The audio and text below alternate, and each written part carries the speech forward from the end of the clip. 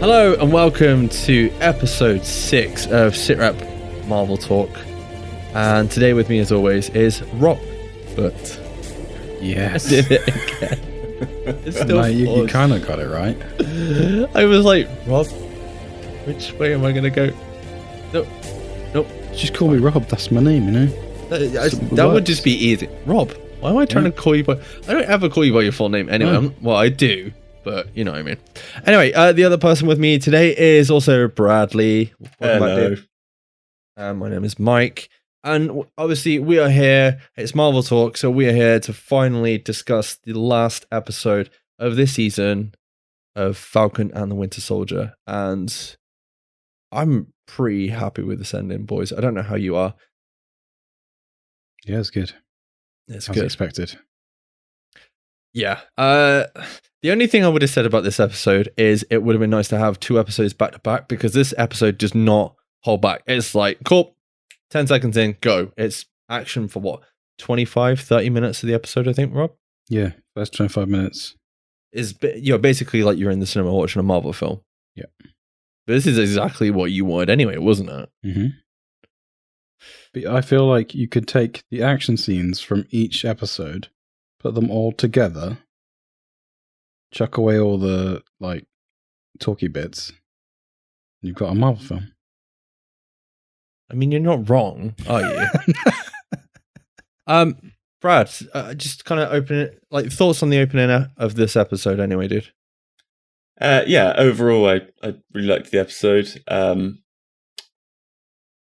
So we pick up from where the last episode ended. So we're straight into the Flag Smashers sort of carrying out their attack. What happened? The GRC was... They're having a meeting to a vote on whether they should kick the refugees back into their own countries. Yeah, and they've just been infiltrated by the Flag Smashers. I've literally just finished watching this episode, so yeah, should be good. Yeah. But yeah, so like from there, it literally kicks off straight away. Like Bucky turns up and they're trying to like get us up at Sam comes flying in, and you kind of see the suit as he's flying, and then he throws the shield through the window and sort of smashes in, sort of all epic style. Oh, no, you missed the bit. You've missed out the bit where, what's her face does Mission Impossible 2 on Bucky. Yeah, doesn't she use that in? Oh, is that before? Yeah. Did she use it in? Sharon turns up and she does like the whole Mission Impossible style thing with the face mask that Tom Cruise. She's a man. Does and then she's a woman. Yeah, but under that mask is actually Tom Cruise. Oh, so Tom Cruise is playing Sharon Carter, who's playing another dude. Discards another dude, but that's a different film. I love that film. And under Tom Cruise, Mrs. Doubtfire. No. What? Okay, we'll go with... I don't know where I was going with that. Anyway, back to obviously where Brad was. You see Sam burst through... I think you see the shield burst through the window first. Superhero landing. Stands up. Comic book accurate costume. It looks badass. I gotta be honest, I think it looks better than Walker's costume. Yeah. It's definitely better than Walker's shield this episode. There's one caveat. Someone thought it was a good idea to glue knee pads to his shoulders. I don't know why, but next time you see the suit, you'll be like, oh yeah, I know what he means. I'm literally looking at it and I can see it. I feel like you're going to ruin that for a lot of people now. Damn. I do apologize. But yeah, because most of this is like fight scenes. I think we were talking a second ago. Like, you are seeing events finally. Like, you're seeing things kind of play out, and all the end is kind of getting wrapped up. Really, isn't it? You know, you've got Falcon coming in. The hostages are being evacuated. Carly's then using them as bait / what is it? Like, which obviously hostages. Diversion. Yeah, diversion. But she also wants to meet, wants the government to bend the knee to her demands to basically stop the vote on the GRC summit and retract the whole lot, so the people don't get all the borders and all the rest of it put back in place and get kicked out of the homes, which is, you know, pretty brutal. Anyway, Brad, where do we go from there? At some point, she decides she wants to kill them as well, doesn't she? Yeah, well, she's basically like, well, it doesn't matter. Working. Let's just kill him. Yeah, she's basically at that point of like being a supremacist, isn't it? That's been like the whole point issue, isn't she? Up to this point, I think she says something like, "They're not going to stop unless we make them," sort of thing. I think that's what she says. Yeah, yeah. It's quite funny because she's on the phone to Bucky at one point. I don't even know why that was a thing. She rings Bucky to be like, "Hey, what's up?" She's distracted him, I guess, so they can get the hostages out. Yeah, yeah. But obviously, like, he was like talking. Like, obviously, he got sort of roped into trying to talk her down because he's like, "Oh, you'll remember all the people you kill. Like, trust me, I know what it's like. Like, you don't want to do this." Yeah, because even she's like, "Oh, don't you ever want to fight for something bigger?" And he's like, "Oh, I've done that twice before, and I fell twice." You know, I was like thinking, which times was it? Was it the POW camps in the first Avenger, and obviously he was Winter Soldier as well, or was it the whole Thanos thing? I wasn't quite sure which one that referred to. I don't know if either of you guys picked up on that. I wouldn't think it was Thanos. I'd think it was the other two, probably. The other two. Yeah. But yeah, then basically we're seeing what Bucky, Sam, and Walker, because Walker turns up at some point, fucking pissed to take out Carly because he's got no choice now. After he basically lied to Lamar's parents, and they're there trying to take out the Flag Smashers and all the rest of it. Yeah, it's really good. You get like, so obviously the hostages have been taken out. Yeah. Not taken out, like evacuated in the vans. They're dead. Yeah. So you got Bucky chasing him on a motorbike. Walker, I can't remember how he gets there. Is he just like running after him or something? I think he just appears out of nowhere. Yeah, he just appears, doesn't he? And obviously Sam's chasing a helicopter that's got a few hostages on, which is that whole sequence is so good.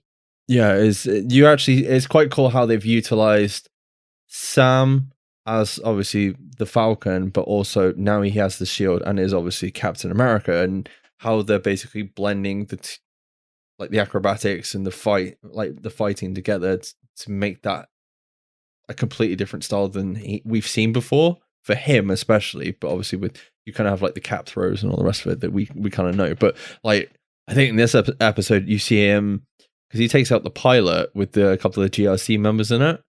And obviously, I think he uses Red Wing to be like, to talk to her and figure out which one on the helicopter can actually fly planes, not planes, helicopters.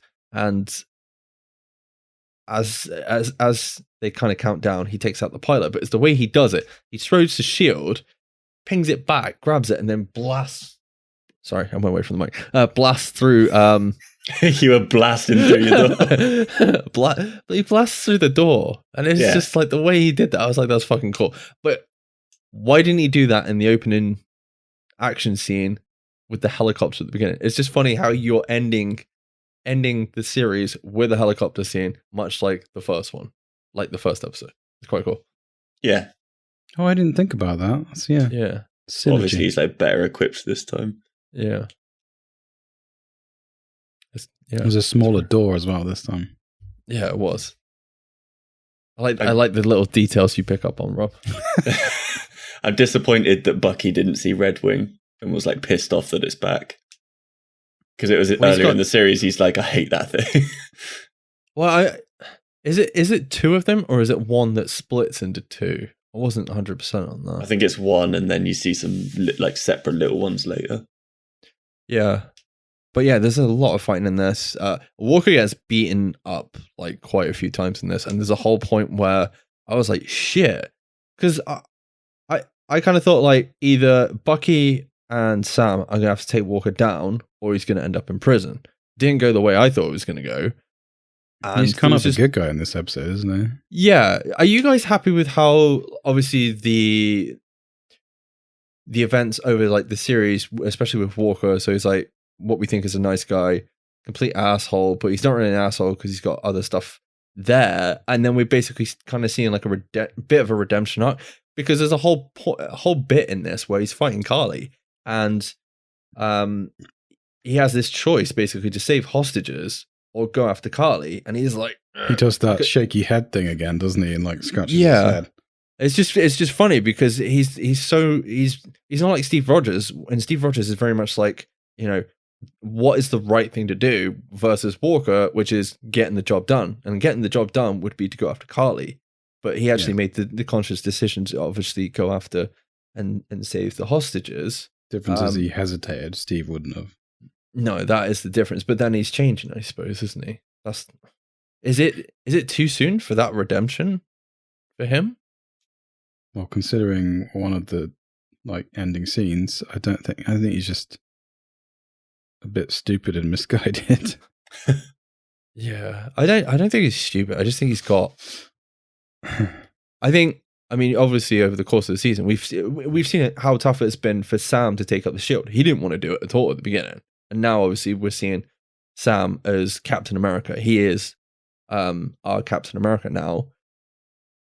And it's just funny because he never wanted that. And then you've got someone who kind of wanted to be like that, but wasn't fit for the job at all. And then how that basically screwed him up is, it's just absolutely insane. And then we're seeing like some kind of redemption from, you know, it's just insane. Like 2-3 episodes ago when he's bashing someone's face in, we were all like, man, fuck this guy.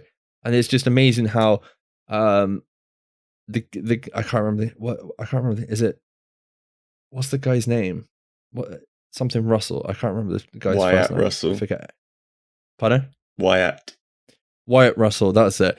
I don't think I've seen a guy go through so many emotions in the space of 6 hours of content. Like especially make me feel like I've gone through. Like he's made me hate him. I liked him at the beginning. I hated him, and I was like, "Oh, well, he's kind of a good guy at the end." And then I kind of agreed with him in the court scene as well. And it was just like, "How do you do this to me, man?" I think we've said it more than once. He's really good in this, but I think you could argue that both the sort of main bad guys aren't bad people, so you don't hate them as such. They're just making the wrong choices for their own reasons. What, Zemo included? Oh, I meant Carly and Walker. Right. Fair enough. That's the thing. Is Walker a bad guy? Or is he just, like you said, he's obviously misguided, yeah. He's doing what he was told and what, you know, like I think last episode said, doing what he was made to do. Yeah, and then, you know, events kind of play out.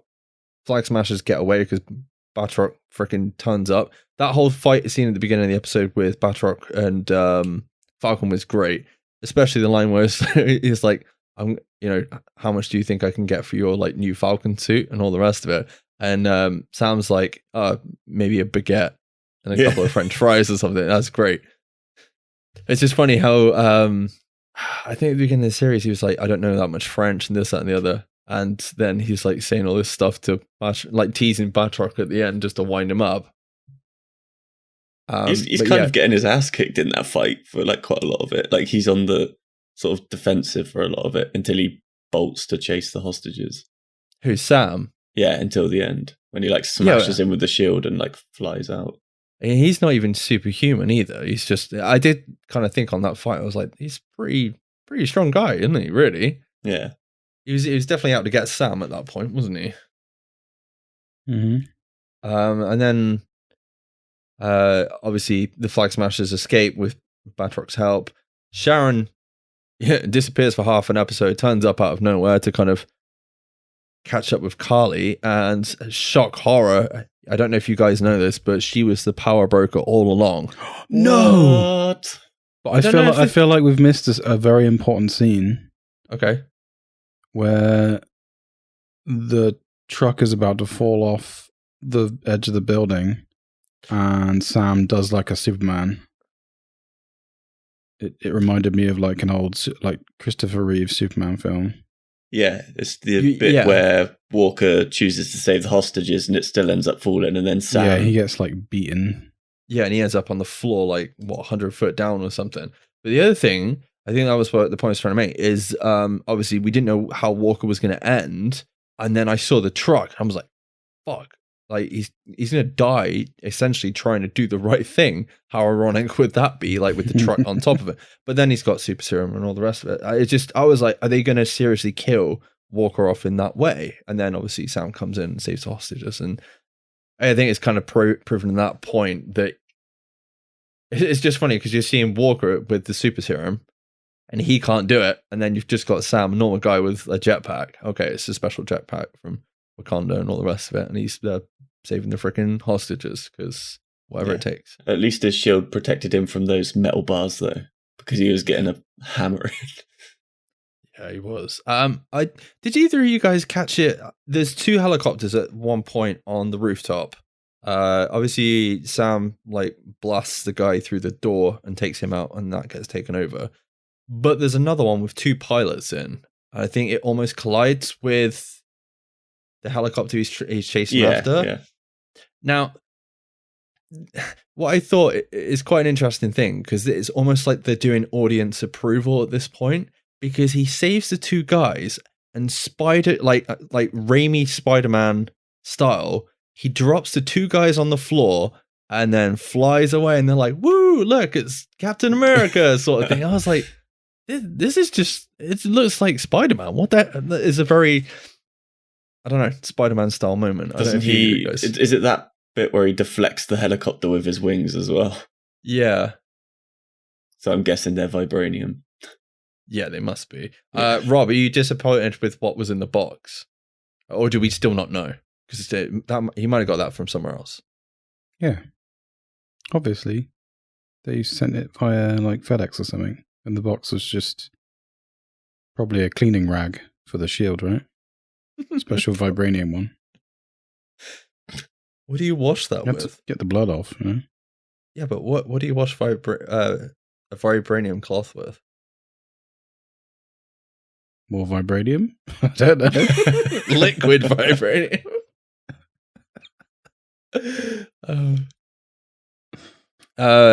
Yeah, and it basically moving on, it ends up in a bit of like a 3-way shootout between Batroc, Sharon, and Carly.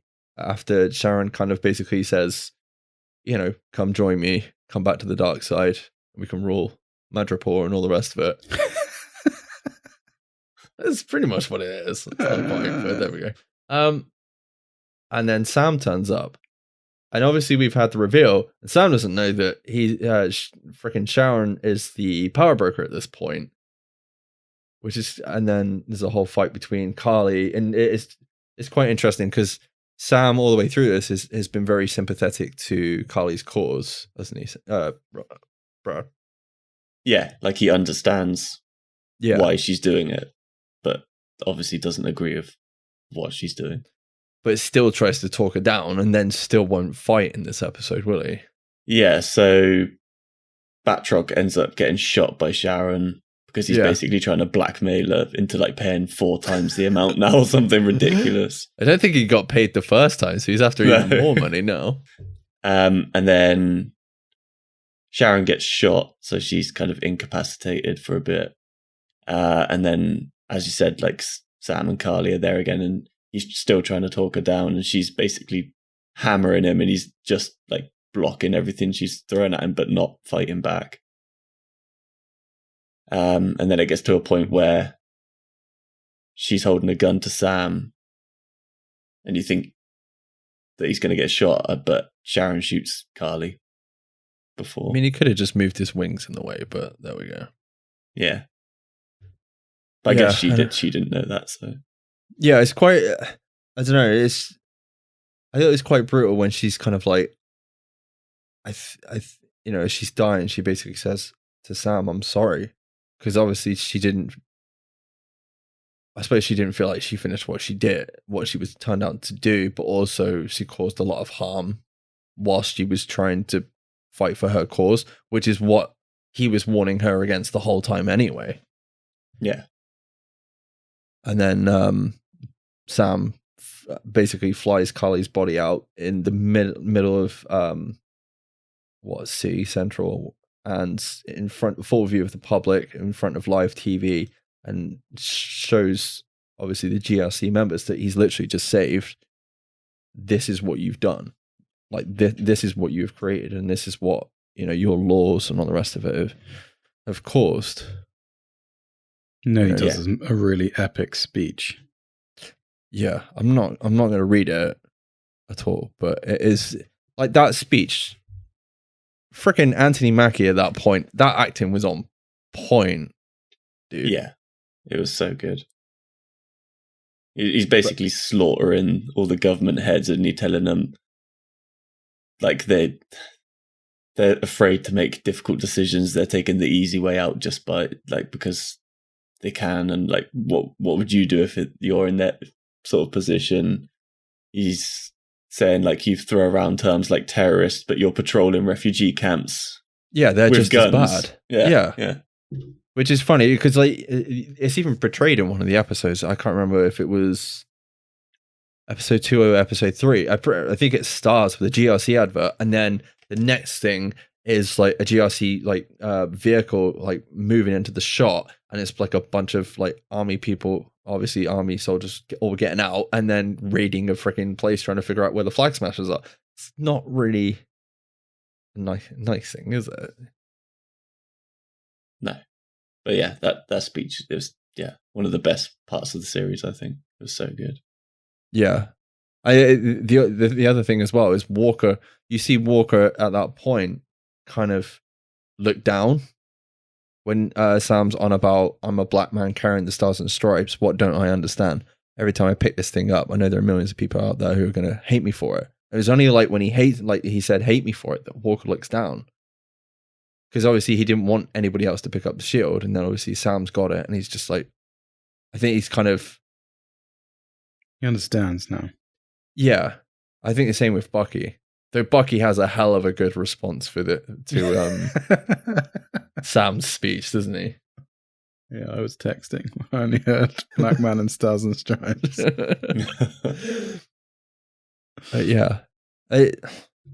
That speech kind of really hit home. The other thing as well is you've got Torres in the background, obviously watching it from home, and then you've got Isaiah Bradley at home watching it, who's like, no self-respecting black man could be Captain America, and there's Sam in full costume, which is, I suppose, like, it's pretty stand out, that costume, you know. And yeah, he's pulled it off, and he's there on live TV, kind of proving that you can do better, you know, even though all the bloody issues that they've been through in the past, you can do better and all the rest of it. And then he obviously goes, Sharon and Bucky disappear because Sharon got shot. Sam goes off to get the last flag smasher, I think, and then goes off to meet Isaiah Bradley. Is that right, Brad? Yeah, you see as they all go off, but you see the rest of the flag smashers get rounded up and arrested, and they're being taken off to the raft. And then just as the guard lets him in, I think the guard fucking whispers Alfred. to him. Yeah, Alfred. So good. Son of a bitch. The butler from Zemo's plane blows the van up with the remaining flag smashers in. Oh, that's brilliant. I just like the fact that Zemo hears it on the radio and is like, oh, cool. And then goes to sleep with his, is it the Machiavellian book that he's got or something? Yeah. Yeah. And he's just sat listening to the radio. And he's just like, yep. No sweet dancing in this one, unfortunately, though. Yeah, so obviously you've got Zemo. That's the last thing you're going to see of him going to sleep on his bed. But unfortunately, there's not going to be any sweet dance moves from Zemo this season, like in this episode. No, do you think he'll be back, or do you think that's him done now? Well, I would say that you're not going to put that dude in the raft for him to not come back in the future, like, because Marvel tend to kill people off they don't want to bring back. So yeah, true. Sometimes they kill off the wrong people so they can't come back. But there we go. He's already broke out of one prison as well. Well, yeah, I'm sure you can break out again. Yeah, and then I think obviously after that we see it kind of feels like Sam goes to see Isaiah to kind of have kind of closure on being Captain America, like it kind of like his approval, because obviously he said no self-respecting black man and all the rest of it. Why would you take up the stars and stripes? You know, because he hated the whole red, white, and blue and blonde hair kind of approach that like that iconography, and then for Sam to take it over, it felt like he needed to go back to Isaiah and finally get his approval to be Captain America, but also to be like, look, I can do this. I know it's not going to be the easiest thing to do, but I'm going to do it anyway. Yeah. And then he takes it to the memorial as well, doesn't he? Yeah. Yeah, like you said, it's like it feels like he's gone just to get his approval. So like are you okay with this now? You've seen that we can be better and we can do this sort of thing. Yeah. Like, but yeah, then as Rob said, he takes him to the memorial, which is also another really good scene in this. It is just to hold on that moment. It does kind of feel like a bit of a lighthearted moment between Isaiah and Sam at that point, because like there's been like quite a lot of tension between them. It's a lot more. I would say it's a lot more relaxed, even though they're talking about real things. It's a far more kind of chilled out conversation that we've seen between the two. Yeah, you know, he's even joking at one point. I mean, like that was a great speech, but that was no what was it, Martin, Malcolm, or Mandela at all. You know, but yeah. And then, as Rob said, they go to the museum. Is it? I'm not 100%. Is it Steve? Is it a Captain America museum, or is it a Steve Rogers museum? I think it's, or an Avengers museum. I'm really not clear. I don't know if it's just like a history of, like an American history sort of museum. Is it maybe? Yeah, because I mean, this museum seems to have appeared in quite. I mean, it's been quite a few films now, isn't it? Yeah. Yeah. But yeah, he's got a. So obviously Sam's gone there, and he's got a statue and a plaque in honor of Isaiah with like a sort of description of what he did and how he saved people's lives, and it's really nice, really good. Yeah, because he basically takes him there and it's like, look, now they can never forget what you did, you know, for this, like for your country and all the rest of it. Which I thought it was a really good moment between them, really, really good moment. Agreed. And then Rob, what's kind of like the final thing we see? Not the Sharon bit. What's the final thing we see between Bucky and Sam? Oh yeah, I almost got them sailing out. Oh, I watched that and I was so like, disappointed. It's coming. I was like, yeah, it's coming. Because I looked and you see you see the water and they both kind of look at each other and like give each other the nod. I'm like, any minute now we're going to see them sailing off into the sunset on the boat with the Heineken. Oh, that would have been great ending. But yeah, they're having a barbecue cookout, which is really cool. And you see Bucky being like the cool stepdad, maybe potentially future stepdad, the cool uncle. Oh, the cool uncle with a couple of kids hanging off his arm. But yeah, it's kind of good to see them chilled out and relaxed, sort of thing. And then I don't really know why it's an end credits thing, but we see Sharon get. We see Walker put on his new suit as well. Yeah, that is a good point. We see and him talking to Val again. Yeah. Yeah. So she gives him like a. Oh, sorry, go on. No, I was just gonna say, what do you think of his new suit, Brad? It's a black Captain America suit. It's exactly the same, but black. Yeah. I don't know. That means he's evil now. It's just essentially that's what it means, right? Black suit means you're evil.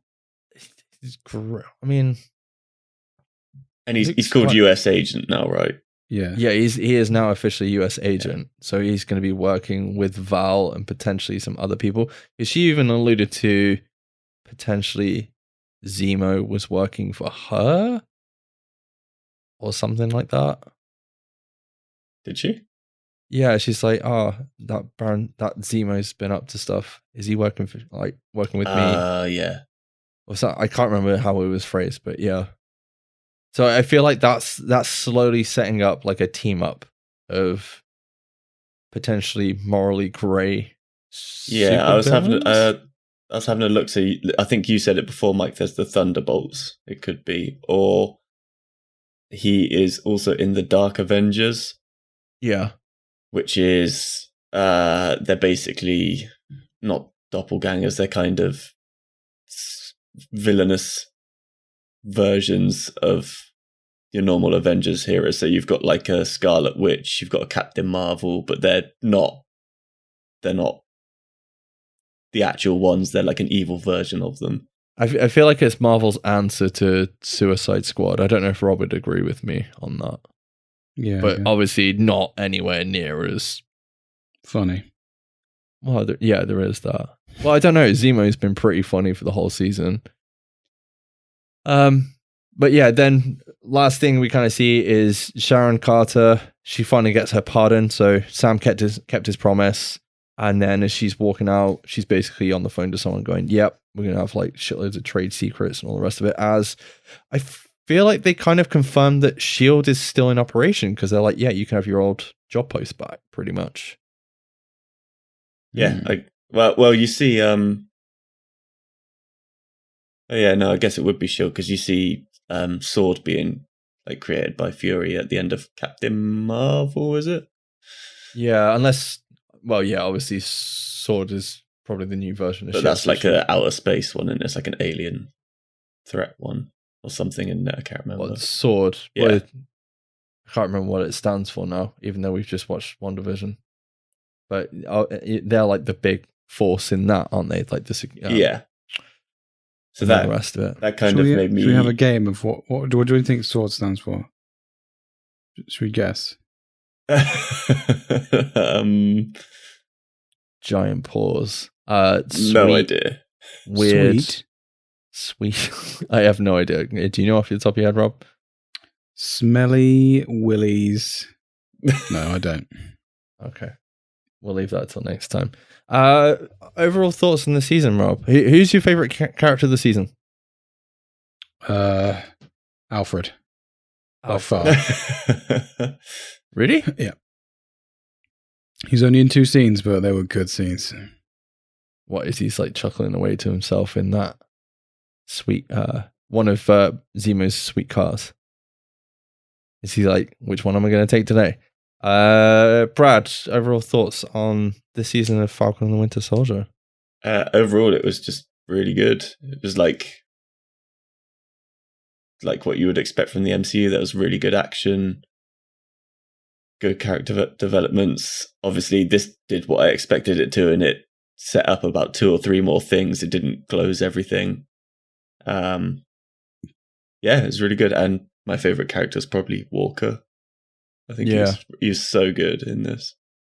I think obviously you have Sam, who had a really good character arc. It's good to see Bucky fight. And that's the other thing we didn't say about Bucky. He finally got like kind of his redemption. He told Yuri that it was him who killed his son, and it's kind of alleviated. It basically felt like he'd kind of gotten over his past history mentally, like Sam told him to in like the last episode. You know, you need to let go and start making amends properly. So that, I think Bucky's arc's been quite interesting, especially where you see him in Wakanda in one, I can't remember which episode 3 or episode 4 or something.